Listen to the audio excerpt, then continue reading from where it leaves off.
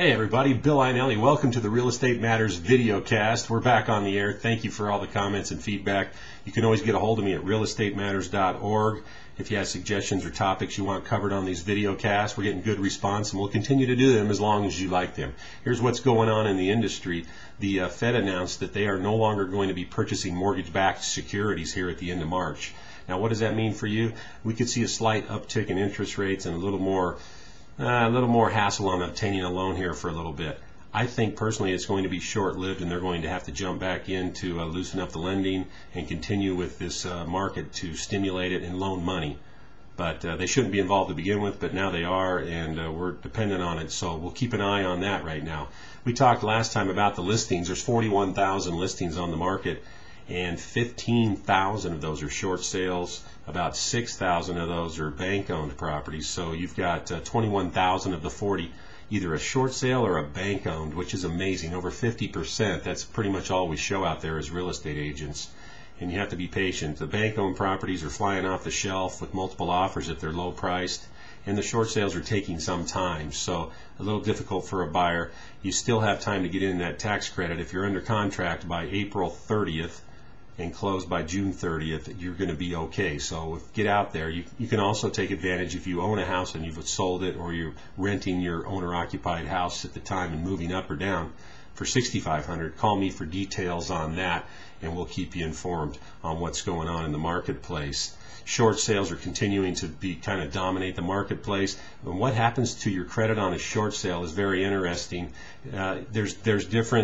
You're going to hear all kinds of different things on a foreclosure and a short sale. If you let your house go to foreclosure, your credit is typically hit about 200 points. So if you've got a 700 FICO score, it could go down to 500. A short sale is some of the same. I haven't experienced that. They say it's about 100 to 200 points. I've seen people have a 70 to 100 point drop, and I've seen them have a 200 point drop on there doing a short sale. The difference being is if you do a short sale, you're back on your feet a little quicker in obtaining a loan. You could, if everything else is current, it could take about 2 years or less for you to get a loan, and I think that's going to even change a little bit more as long as you are current. The problem is that you can't be current to do a short sale, so it's a double-edged sword. You have to let your house go before the bank will talk to you. You can't be proactive and say, hey, I'm in trouble. They go, well, let your payment go, and then you're too good right now, and then we'll do a short sale. So a foreclosure is a little bit longer. You're probably going to take over 3 years to get back into a property. A short sale, it's a little less, 3 to 5 years actually on a full-blown foreclosure. So there's the difference on what's going on. You kind of have to weigh that out before you let your house go, give a deed in lieu of foreclosure back, or do a full-blown short sale. Keep that in mind. Now here's the travesty here, travesty of the week I might call it, or the rant of the week. I'm doing a short sale with a first deed of trust and a second. The second is Green Tree, and they said, yeah, we'll take $4,200 to participate in the short sale and settle and go away. Well, we've got everything all set up. I said, okay, great, we've got it. The first is going to allot this money, and we're ready to go. The buyer's ready to buy the house. I've got it listed, and now Green Tree just needs a letter so I can send to the first, and we're good to go. Now keep in mind, this property is going to foreclosure Tuesday. Well, guess what? No letter, nothing. Nothing. It's been a month. All I need is a letter. Here, Green Tree, here's $4,200. Take it. Take it. Here you go. Take it. No. And this is why the public is outraged. Green Tree would rather not get a letter to me. And guess what happens at the sale? They're in a second deed of trust, a junior lien holder position. They get zero, nothing. They get wiped out, nothing.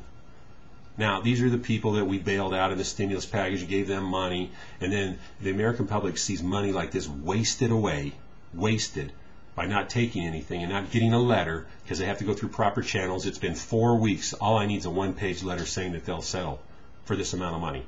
Can't get it. Supervisors won't call me back, says it takes 3 days to call me. Had a long conversation yesterday. Oh, well, that's our policy. Your policy is you're going to get nothing. And everything gets wiped out. The buyer doesn't get a house, the seller gets a foreclosure on his record, nobody gets paid, title company did all this work. It's a domino effect. And that's why the public's outraged. So you got to keep fighting the fight. Don't give up. Don't ever give up. That we got to keep fighting. Every week I'll expose one of these, and if you have them, go ahead and email me or call me, and I'll put them on the air, and we'll send them around. I send these to news organizations and to the powers that be. I'll send it to Green Tree so they can watch it. So keep on.